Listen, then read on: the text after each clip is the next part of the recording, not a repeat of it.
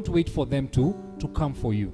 You take the first step because we need to heal, okay? We need to heal. And next week we'll have a counselor just to come and now wrap it up for us, you know. So how do you then practical, you know, even set up for those dates and all that. So join us next week on Sunday. We'll be having a counselor to come just take us through how we heal. But allow me read the scripture even as we conclude. Genesis 42. We've been looking at the life of this young man from verse 6.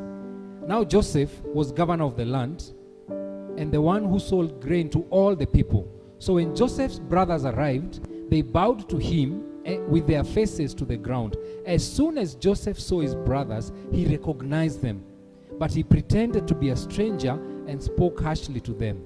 Where do you come from? He asked. From the land of Canaan, they replied, to buy food.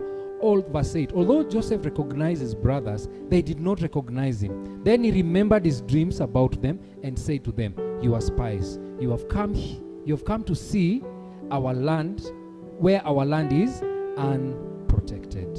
And you know how the story goes down. You know, these are the same guys who had sold Joseph, like they had intended to kill him.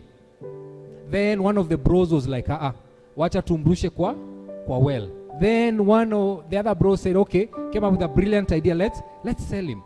Now Joseph has come out of prison and God has elevated him to be the father of the nation. He says actually he's the father of Pharaoh. The brothers have come, the same guys who wanted to kill him. If you are in the place of Joseph, what will you have done? If you're in the place of Joseph, what will you have done? These are the guys who wanted to kill you. But Joseph recognized them, but they did not recognize Joseph. At that point, Joseph will have said, awa wote shika, funga, weka kamiti, na wasitoke. He had the power. He could have done that, but he chose to take the higher ground. You know how the conversation goes. He actually gives them grain and for free because he puts money in their bags. And then they reach somewhere, they realize, hey, this guy will say we've stolen. They return. But Joseph tells them, you know, go bring your younger brother. You know how the story goes. Just Jacob says, the father, no, my youngest is not going down. And the next week we look now when now Joseph opens up and tells them, I am your brother Joseph, whom you intended to kill, but God, you know, but God.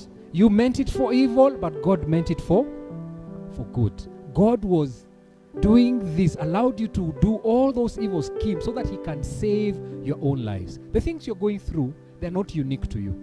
It is not just you who's going through them. Mama Mobia shared how they used to struggle with the brother. I used to fight with my brother.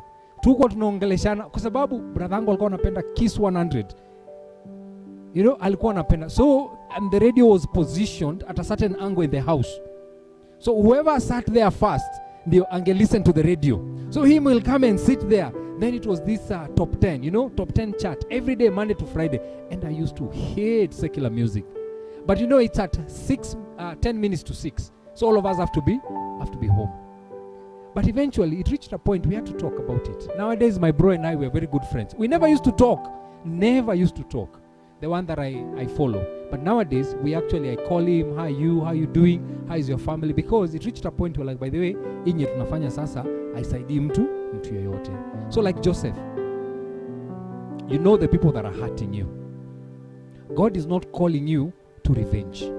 God is setting you for higher grounds, for greater things. So will you walk the road that God is leading you, ama you'll choose to be one of those who will go and revenge? Because once you revenge, then God is no longer in the mix. You mess up the relationship. So I pray that our hearts will start healing or continue healing even as we wrap up